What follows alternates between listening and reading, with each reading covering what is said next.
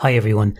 Just before we start the show, you may or may not have heard of the effects that the coronavirus is having in native reservations in the United States. The hardest hit parts of the US are all on native reservations where people are struggling in many cases with basics like running water, food scarcity and working masks, just to name a few. Irish Times journalist Naomi O'Leary raised this issue here in Ireland, and a huge amount of donating is happening. If you can, please help. Here is the organiser speaking on the Irish Passport podcast. We noticed that we were getting a lot of donations from Ireland, and we were wondering why. And sorry, I get emotional talking about this part. You can find out more on the Irish Passport podcast, and the link to donate is at the top of our webpage for this episode. Thank you.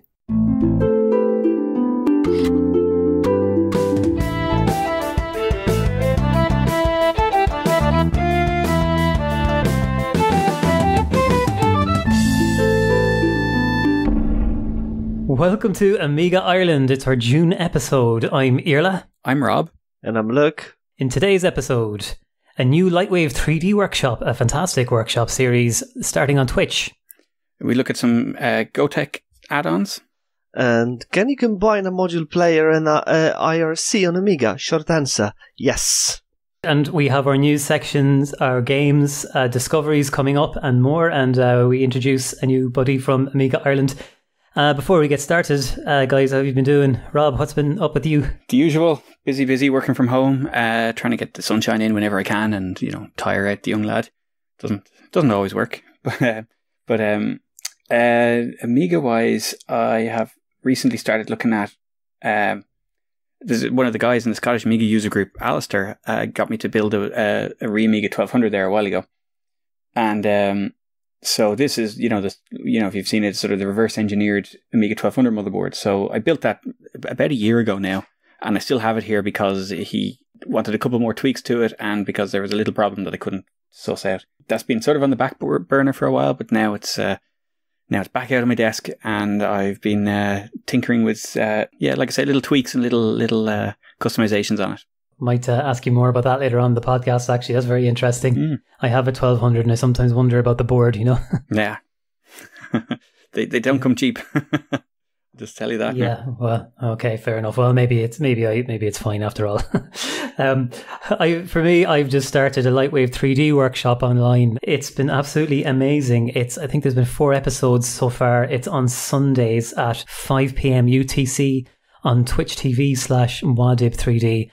And basically, this is Mwadib, who does the 3D Lightwave 3D workshops at Amiga Ireland, and he's starting from scratch. It's absolutely brilliant. I'll talk a bit more about that later, but it's been really fun. And also, I've had the cheats to Robocod open here on my laptop since about February or March when they were shared with me online by, I think, Erland Dahl. Thanks for those, Erland.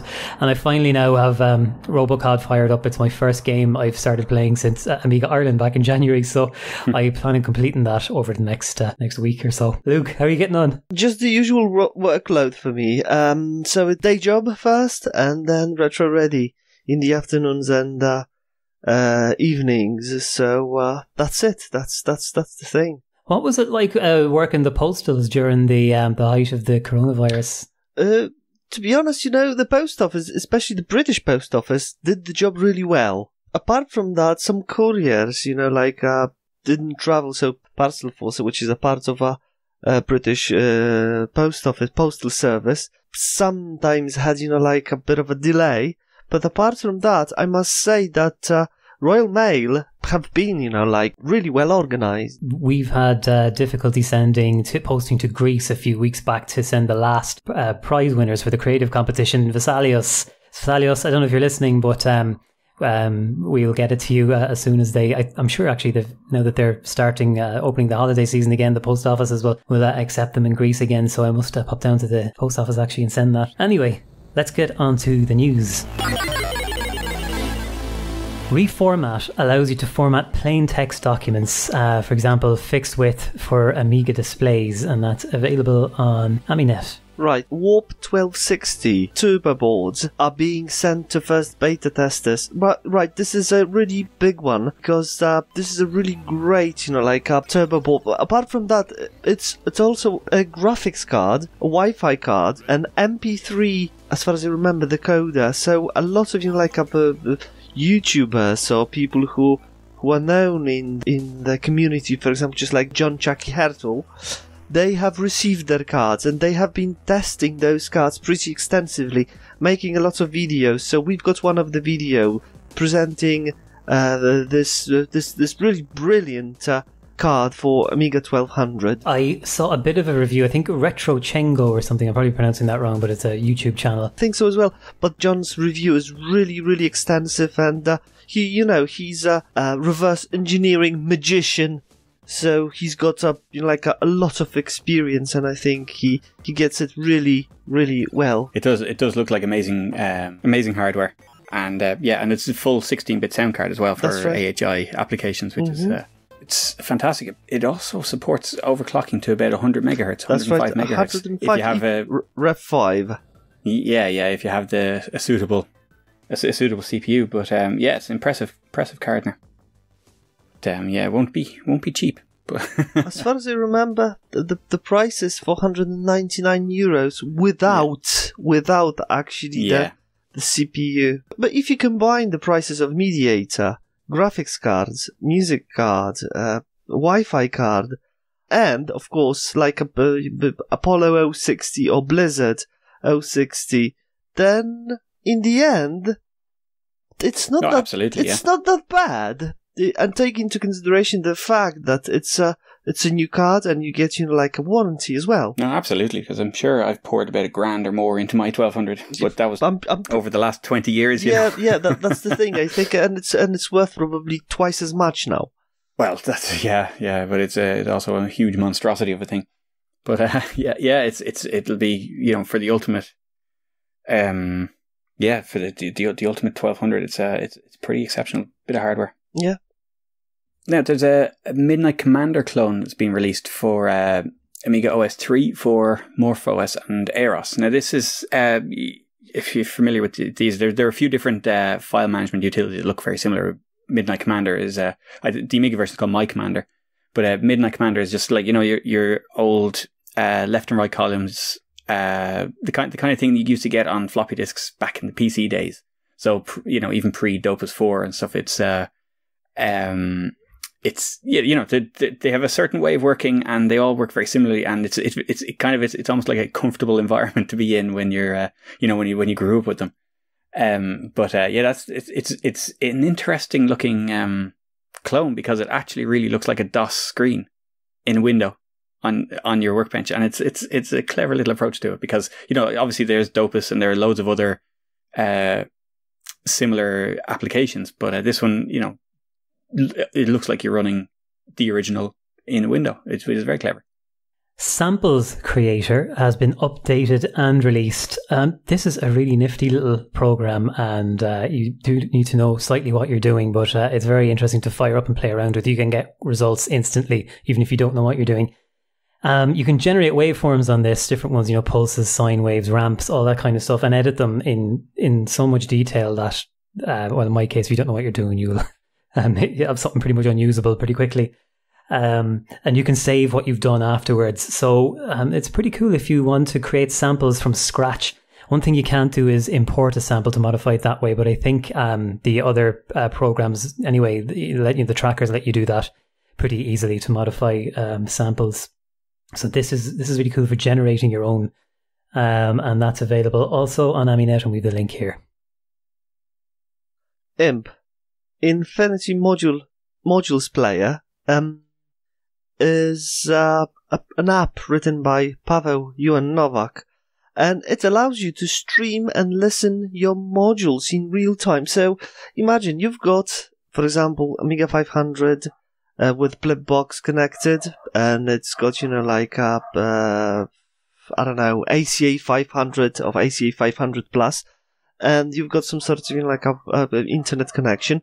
So you download that app and you connect your Amiga to the internet, and in a second you will be able to stream a lot of modules. And if you also register the program, and registration is free, you will have an access to a chat, actually. And you will be able to chat with other people who actually listen to those modules online as well. So for me, this is a really great little application. It works on Amiga 1200 as well. It works on MorphOS. It works on OS4. So the requirements, just like I said, are minimum. Just you have to have at least Amiga 500 with a Kickstart 2.0 and some sort of internet connection. So it's either either a flip box or a Wi-Fi card if you run Amiga 1200 or 600 or a Ethernet card, so something that works with the 3C 589 device or CNET device. So really great application, and the author updates the application every day. It's been updated on a regular basis. Wow, very cool. Very, very cool, I must say. I'm really excited about it because you've got you've got the ability to stream from the library of 17,000 modules, if not more. Mm-hmm. So this is really, really great. That is incredible. My God. Oh my God, I have to give that a go. Try it, because just like I said, it combines streaming app on Amiga. Just imagine Spotify on Amiga. And then you've got, if you register, and registration is for free, you have an access to, to a chat as well. So this is really great. The graphic user interface is also neat and tidy, looks really well. So have a look, guys. I'm sure you won't be disappointed because it's great. NetSurf 3.10 is available for OS4 with an OS3 build to follow soon. This contains bug fixes and improvements to performance, HTML and JavaScript support, and also CSS and SSL support. All users are recommended to upgrade, and I think 32 megabytes of RAM is the minimum requirement if you're not already running NetSurf. Yeah, so nice to see it's being still supported and updated. Absolutely. So just be borne in mind, in classic terms, it's a heavy browser, so 32 megs of RAM is, you really need an 060 or a Vampire or something like that to give it any sort of hope of running. It's a different beast to the likes of iBrowse. Right, yeah, okay. Mainly because of the CSS on it. It's just so heavy to render. And okay, that's it. Yeah, okay, I get you. But it does make a lot of websites work that otherwise there's no hope of getting them running. Yeah, I have a pretty powerful O2O card because it runs at 28 megahertz, but there are a lot of things, and I'm sure that's one of them that just there's not a hope, Mm-hmm. Yeah. But it's as I say, it's kind of, there's some websites it's the only way to get them running on OS3. Cool. Okay, and last item in the news section, Lightwave 3D tutorials have started on Twitch, running live every Sunday at 5 p.m. UTC time, and you can watch back at the older episodes too to catch up. There have been 4 episodes so far. I have to say that if you have ever wanted to do something creative on Amiga, sometimes I hear people say, I dabbled with Deluxe Paint, but I could only do stick figures. Or, I did open a tracker, but I couldn't figure out how to do music and I don't really know much about chords or anything. The 3D is something you can actually I've just realized the best learning curve, the best onboarding, because you can use tools to create, basic shapes. Like in the first episode, Clearcos he's doing this, and he, imported some text that you type in, and then extruded it to a 3D shape, and showed you some basic ways of messing around it. So straight away in the first episode, you've got something to show for it. It's absolutely brilliant. So definitely go and check it out. And they have actually set up a forum called AmigaRaytracers.com where you can go and share your work, ask questions. So if you ever wanted to do something different on your Amiga like that and you haven't, I highly recommend you go and check it out. Okay, as we said at the start of the show, we have a special guest with us this week. Hello, Gerald. Hey, Rob. Hi. How's it going? Good. How are you? Great. I'm well. I wouldn't say I'm a special guest. I was invited here and hanging out with you guys, and thank you very much for having me. It's really awesome. This stuff here, I just didn't even realize being a complete newbie and just using the Amiga back in the 90s for playing games. This is just brilliant. So thank you very much, everyone. There you go. Hi. It's been a while since the Amiga Ireland now, so we haven't seen you in a long time. Yeah. Have you had much Amiga time lately during all this madness that's going on? Or yeah, what's happening for you? at the start of it, thanks to Rob, the Amiga 500 here was being used a lot. Little girl and myself were playing things like Bubble Bobble, Rodland. She didn't like R-Type. So today it's fair enough. Yeah. What is this? Wander Boy in Monsterland, and she liked Toki. She thought the boss music was scary, but yeah. To answer your question there, especially in the last few days, she's been playing again, and she's actually giving out because she's going, "Hey, look, it's near my bedtime, and I haven't played games, and get off what you're doing." And so yesterday it was. So it begins. Yeah, exactly, Rob. So. Bubble Bobble, she was playing Paris All Stars, Rainbow Islands. So yeah, we've been playing it again the last few days. So yeah, we've been having fun. So I'd like to get her into Deluxe Paint and stuff like that, and just haven't got a chance yet. But mostly games. So yeah, we're really enjoying it. So thanks again to you, Rob. Yeah, and that's really it. So we're running the games off of GoTech, and I'm just using a bit of a paperclip to navigate the buttons. So we're about 130 games, and she's going, where is Rodland? And it could be 69 or something. So yeah. But yeah, so we're having fun again. So it's great. I have the two 1200s there and a 600. So I had to get a power supply for one of them that failed. So we'll rig up the 600 there, and she can play some other games that I had back in the day, I suppose.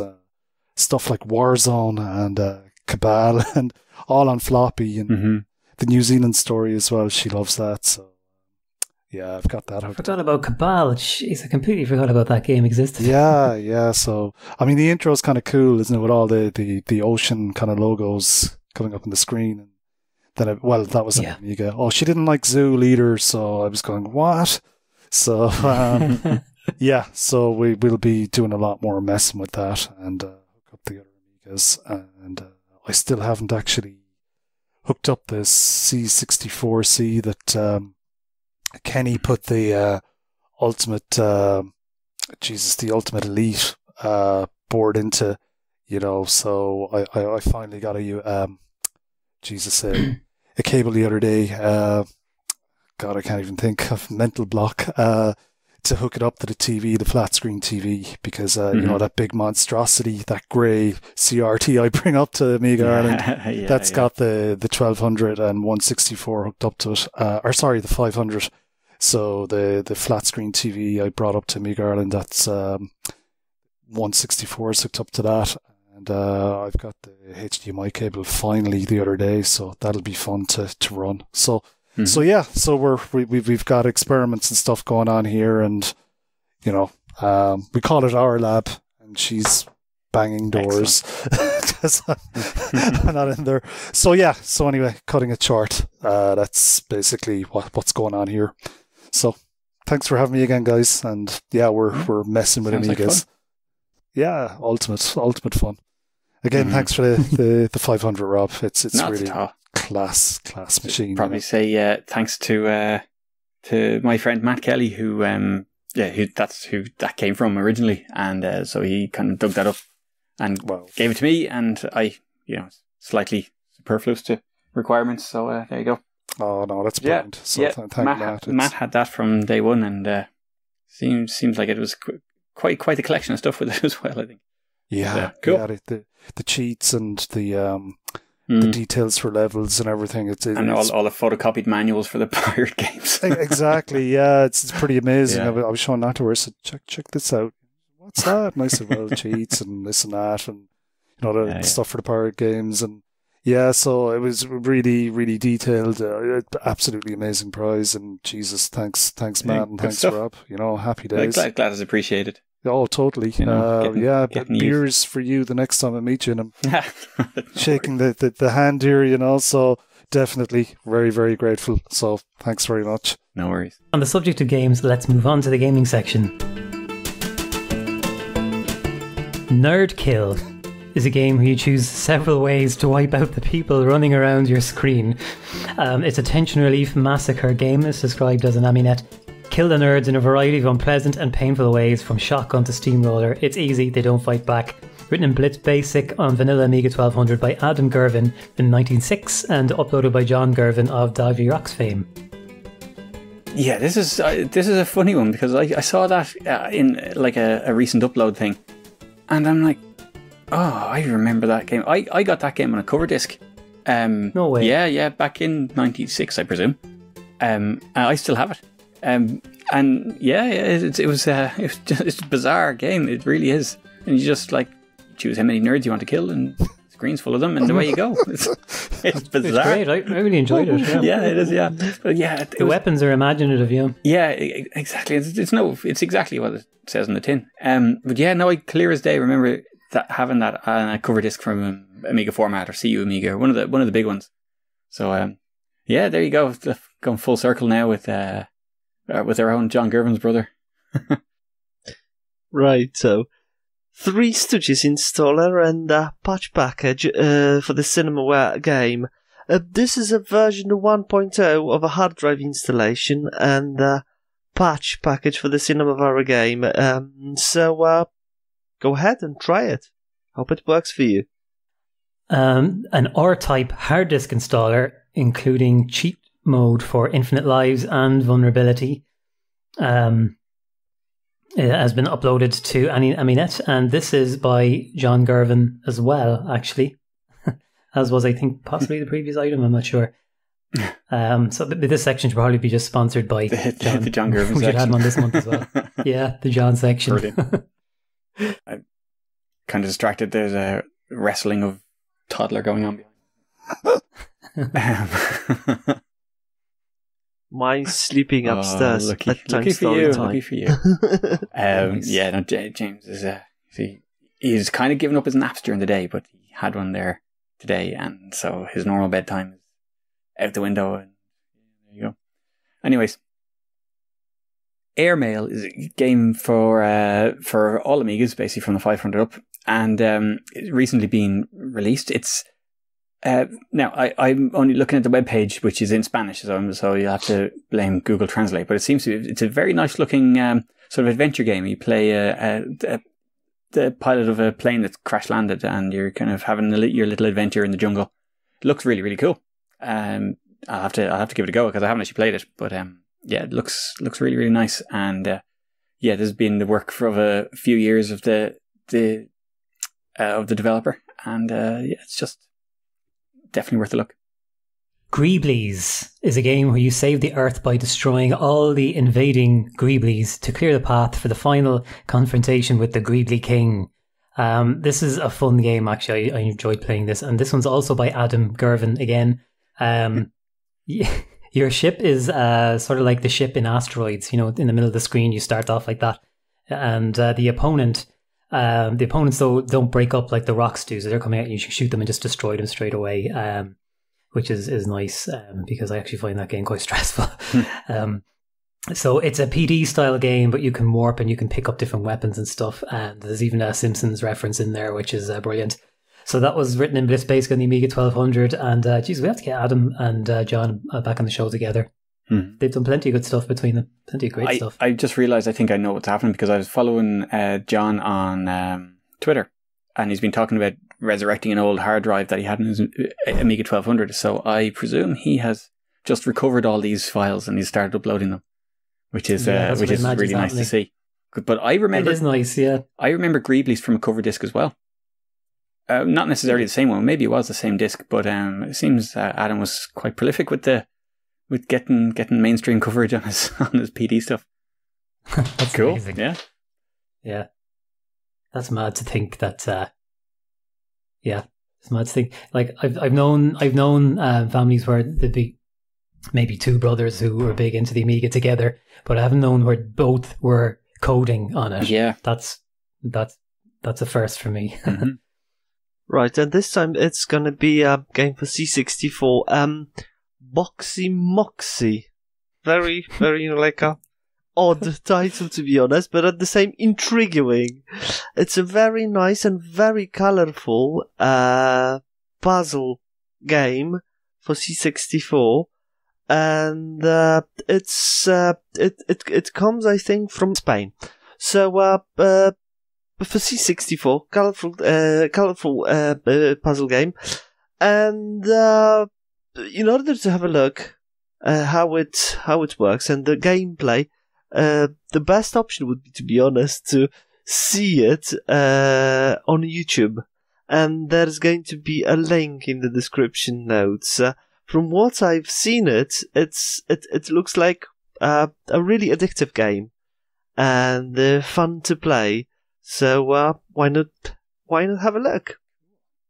Gloom Trainer version 2 has been released, and I'd love to get my hands on this, but it's got loads of cool stuff going on. It's a version 2 of the Cheat program, and by Mark Sibley. It's only available for the classic version. But it provides cheats for infinite lives, permanent maximum gun power, permanent invisibility, permanent thermal glasses, permanent bouncy bullets, and super weapon power-ups. So that sounds pretty cool, and I'd really love to have that. And I think it's John Gervin again that's kind of behind this, but those cheats sound awesome. But has anyone tried it yet, or? No, I haven't. Haven't played Gloom in a while. Sounds good, Aaron. Yeah, I'd love to check it out. It sounds amazing. So yeah. I haven't played much Gloom myself because I've been trying to just keep it native on the actual Amiga and not really use the emulator much, except for some in-betweener things. But now that I'm doing the Lightwave course on the emulator, I might actually throw Gloom and a few other things on that I can't do on my 1200 and give them a look. Gloom should run on your accelerator, I'd say. It's relatively modest. Yeah. Okay. Yeah. All right. It's definitely worth a shot to see how it does, because I know it's heavily optimized because it's an Amiga specific thing. Rather, it's not like running Doom or Quake. It's written with the Amiga in mind. So definitely give it a go, because it's a 030 you have, isn't it? No, it's 020, but it's 28 megahertz. Definitely give it a shot, because that's the kind of machine it was made for. So you might not be able to run it at full. You might have to lower the window size or something like that. But yeah, cool, interesting experiment if nothing else. But it should run. Okay, well, thanks for that, Gerald, and thanks to the Gervins for filling our game section for us. Thanks, Erla. Thanks, guys. No problem. Right, let's move on to discoveries.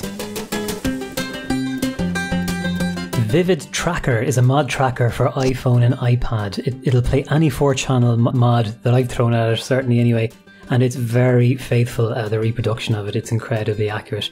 I've played mods that were submitted to or creative competitions the last 2 years, and stuff I've downloaded, and it's incredible to watch it. It's just, there is no difference to the actual tracker on the Amiga, so it's just like looking at Pro Tracker or something like that. This was created by Lars Forsberg, who started developing it in 2013. He's still dedicated to bringing more features to Vivid Tracker, like support for Korg, Volca sample, and other features that are going to come in the future.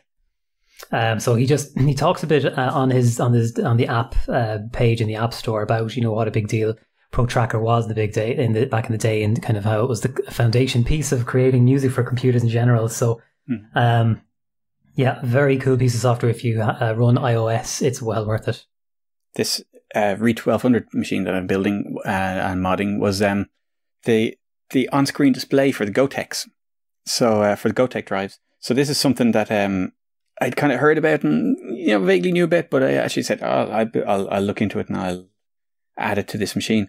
So basically, what this does is it works with the GoTech, and you add a couple of little wire links to the Amiga motherboard, and it will overlay your disk name or your disk image name and the head number. Basically the display of what the GoTech is doing. It'll overlay that directly on top of the Amiga display, so you'll see it up in the top left corner of your screen, like the channel number on your TV or whatever. That kind of way. So it is very cool, and it's made with this. It's an extra little board that's kind of like a little Arduino, but it's called a Blue Pill, and which is cool in itself.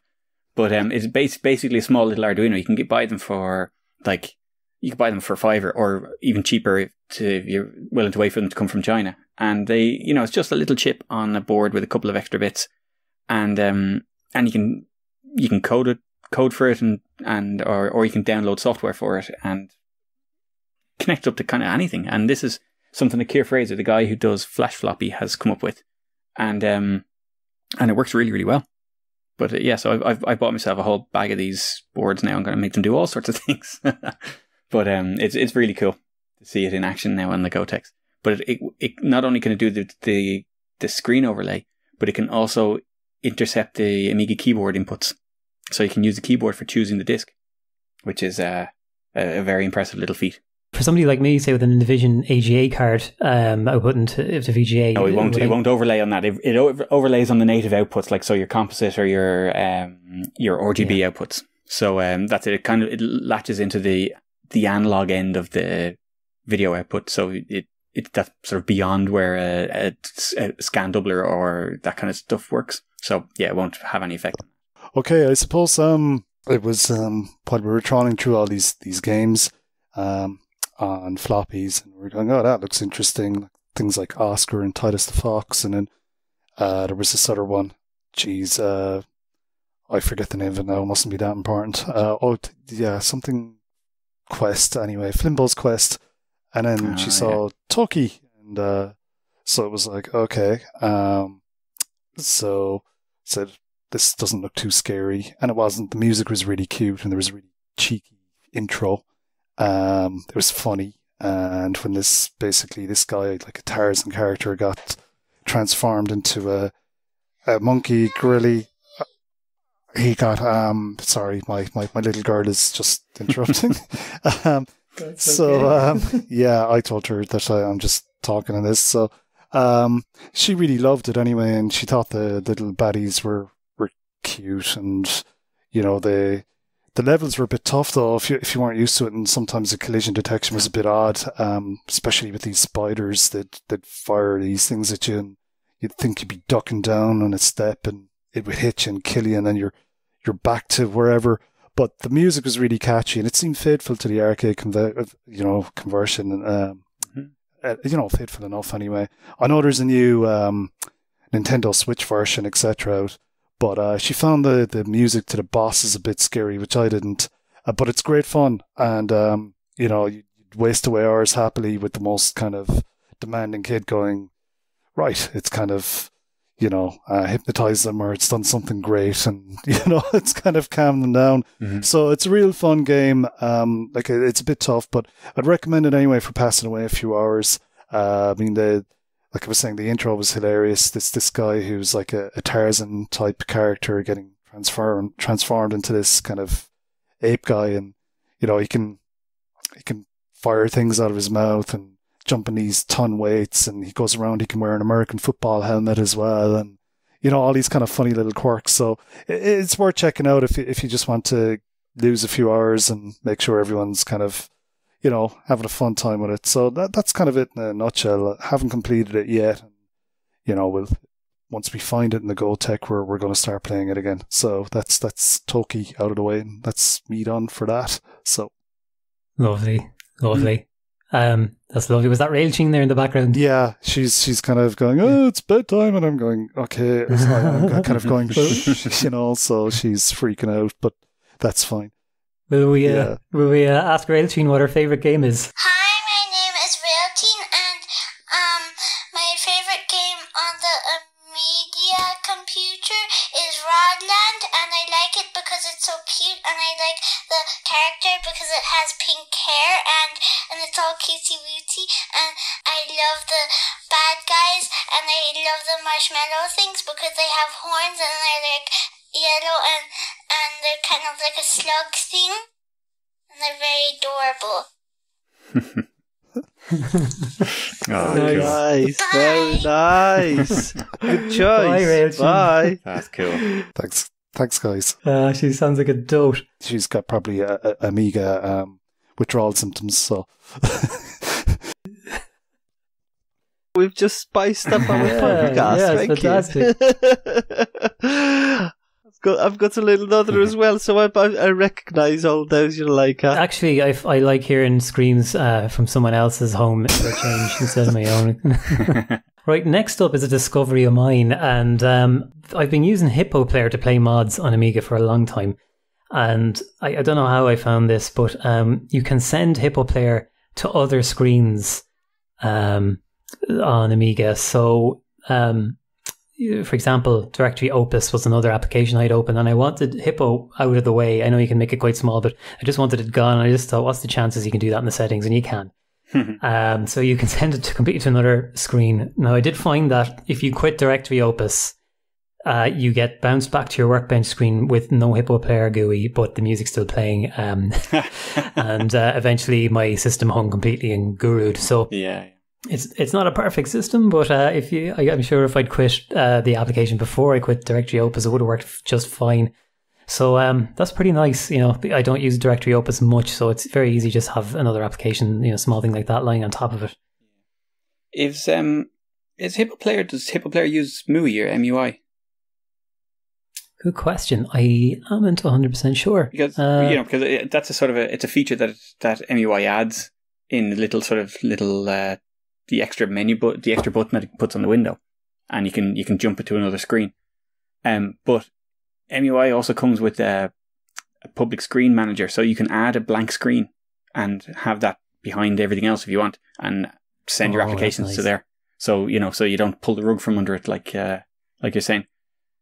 Just so you can have a miscellaneous screen for having your Hippo Player and a couple of other things if you want. That's a good tip. Thanks for that, Rob. I should have. I have MUI installed, so I should check that out. Mm-hmm. Okay, so Rolling Thunder. Does anyone remember this game from the 80s? The arcade, I think it was Namco. Yeah, it was pretty cool. It's kind of this platformer with this kind of secret agent James Bond-esque guy going around with holsters for his guns, and his wife has been kidnapped by this secret society, and they go around wearing these crazy uniforms like yellow wellies and blue pants and green tops and purple masks, and they're the baddies, so it was great in the arcade, and the music and everything was great, fast-paced action platformer. But when it came to the Amiga, Tiertex and I think US Gold did the conversion, and oh my god, it was terrible in that they it was really slow, and the guy was kind of like he was 100, and he'd shoot these guys, but all the guys in the arcade, they had different colours with say their masks. One guy had yellow, another guy would have purple.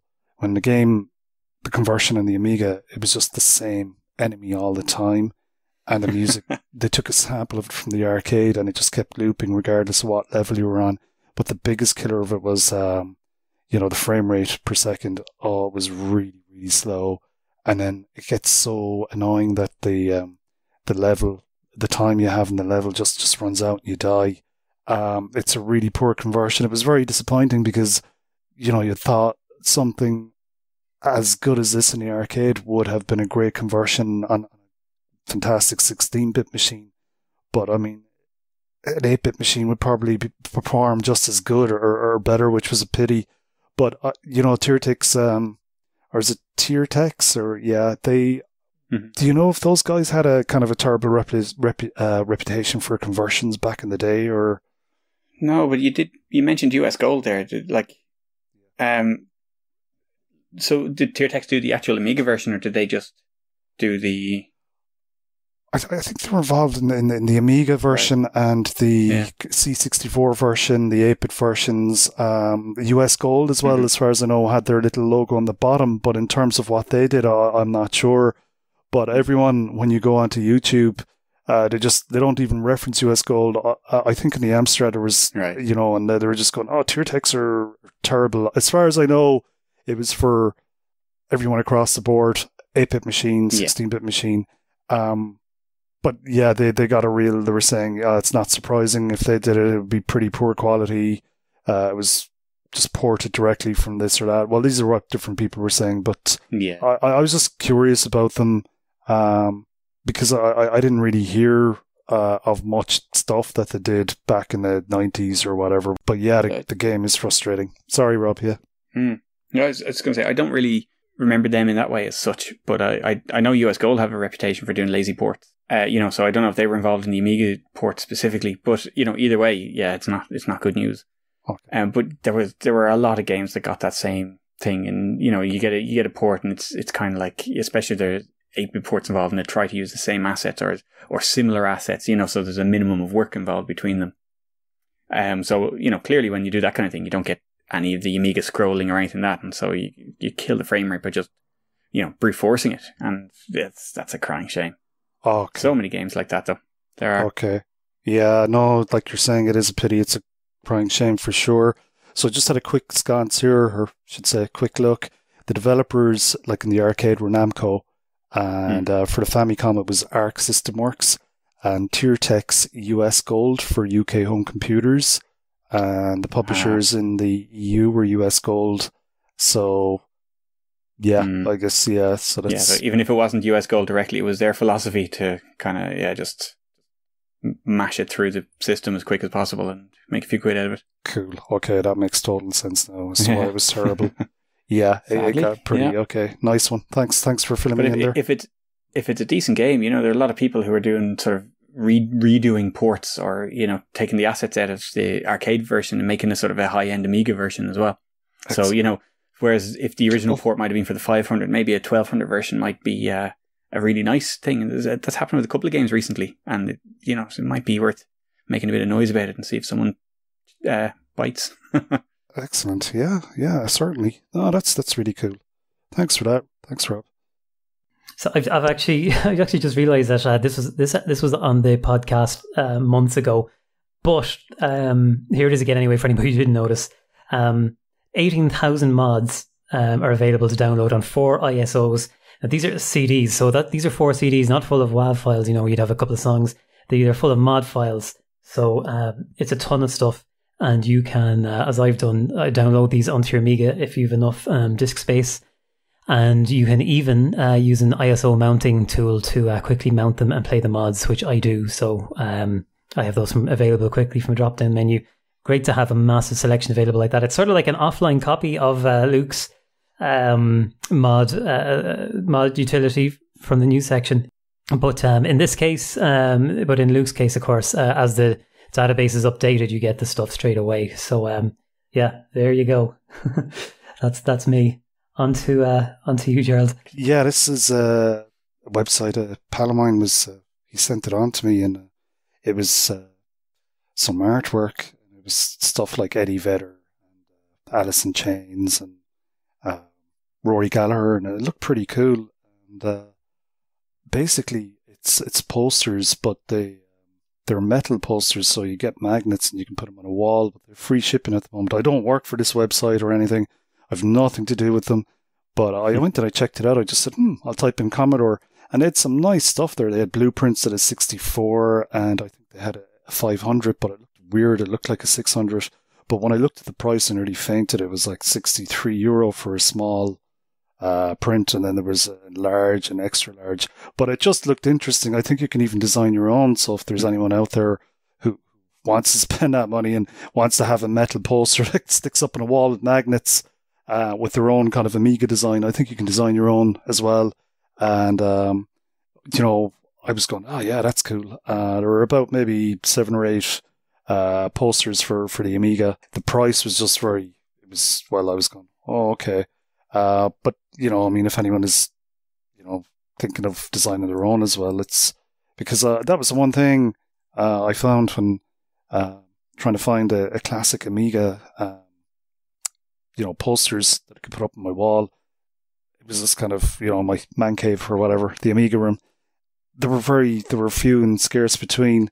So when I saw this the other day, I was going, wow, that's cool. I've actually added a Commodore PET system there now, which is nuts, next to a Game Boy, and they have the C64, and they have the blueprint there, US patent, you know, for it looks like this, I don't know what it is, but yeah, they've changed it around, because before it was just a picture of, they have the Amiga 500, but it looks weird. I don't know, something doesn't look right. And they have the classic Breadbin C64, and they have a screen with retro and a 500 in black. I think, yeah, sorry guys, I'm being screamed at again. So so that's displayed, and they have the classic C64 load screen, 64K system ready, you know, and so yeah, but again, the price is just a bit crazy. But they have a lot of other retro stuff up there. They have the C logo with Arkanoid and International Karate Plus and Ghostbusters, and it's all pixelated. And they have another one there with the Breadbin 64, but all these characters like from the New Zealand story and from Bubble Bob or Rainbow Islands Bob or whatever his name was, and something there looks like something out of Speedball, but I don't know. But that looks nice. But anyway, that's up there if anyone's interested in checking out some characters and classic C64 stuff and Amiga stuff. So yeah, just thought of So that's it. I'm not going to go on any more about it. I've nothing to do with them. It just seemed like it was pretty interesting stuff. Yeah, I've seen them advertised now that you were talking about it. It is one of those things, kind of like, ooh, that would be really cool. But yeah, I can't justify it myself. But they do look awesome, and definitely a sort of an unusual thing. Yeah, cool for sure. Yeah, but like that's it. I just like you there. I can't just justify it anyway. Mm-hmm. Yeah, cool. Okay, so it's time for Ask Amiga. Okay, and coincidentally, because I was working on GoTech stuff, Gerald has given us our question this month, and it is about the GoTech. So he was wondering, GoTech Games, basically, is the GoTech game list, is there a better way to navigate besides going through a long list of disk images?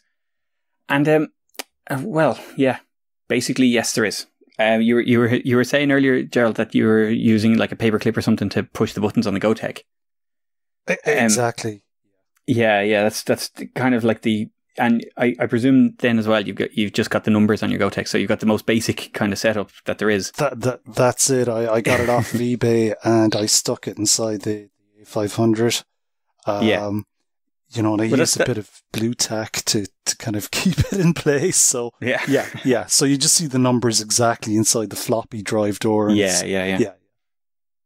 Well, yeah, it's kind of it depends on the firmware that you're running, basically.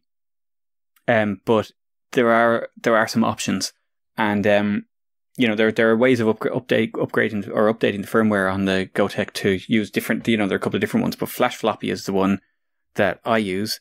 And in the simplest case, you can put folders on your USB stick, you see?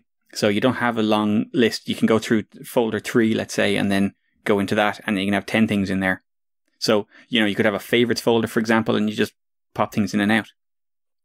Now, the thing is that it does make it a bit tricky when all you've got is the numbers, because it is possible to expand the GoTech as well with a small screen.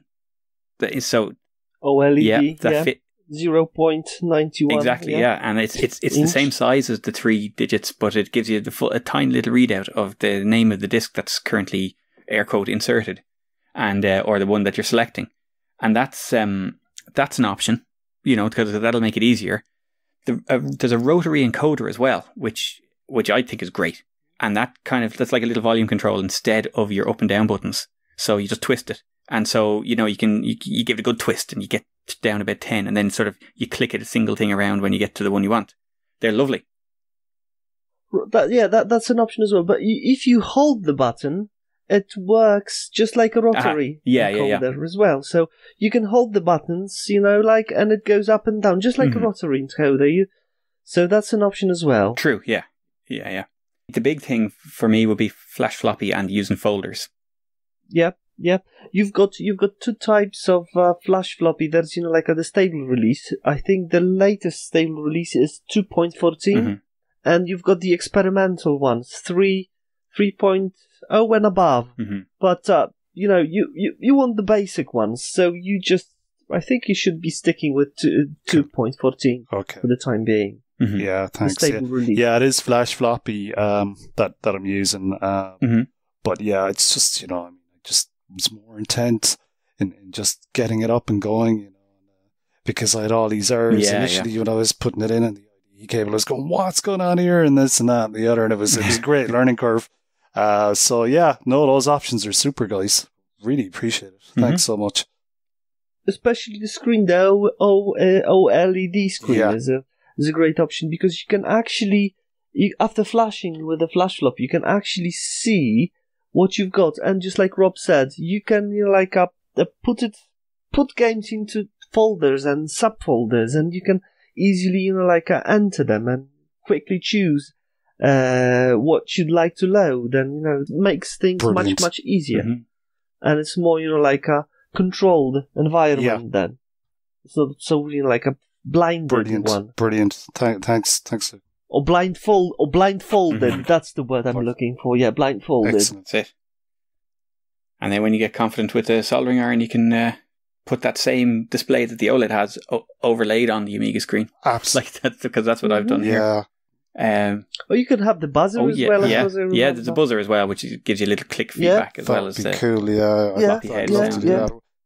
Yeah, and the sound of head. Yeah. Look, I was reading that somewhere as well. It sounded really cool. Emulating the whole disc head turning and sounds like a flat. Yeah, I mean, I'd love to do that, but the soldering skills are rubbish. But I mean, the options there are great. And Rob, what you were talking about earlier is cool. I think installing buzzer is pretty straightforward, and you just connect it to two pins, and that's it. Yeah, but a lot of them, as far as I remember. So buzzer is, I think, the easiest option.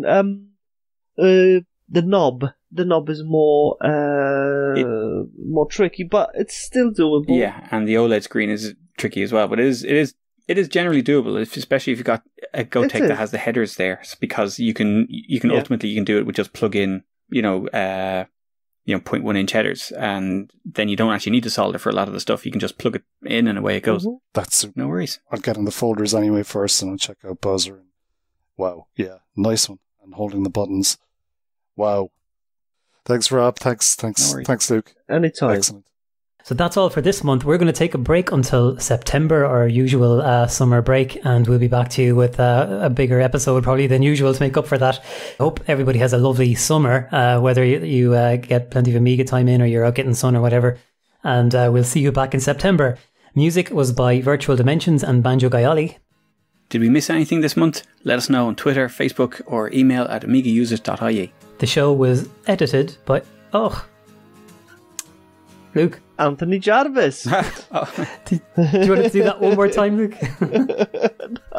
No, that's fine. The song of the month is this Guitar Slinger 92-93.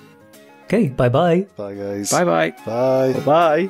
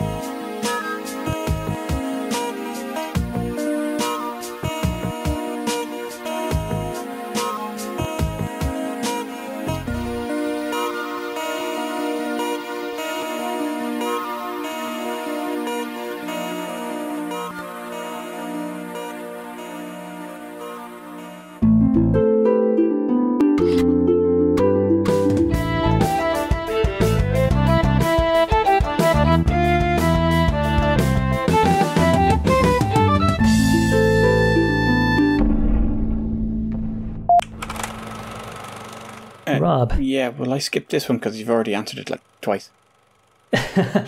Yeah, okay, yeah, let's skip that one. Yeah.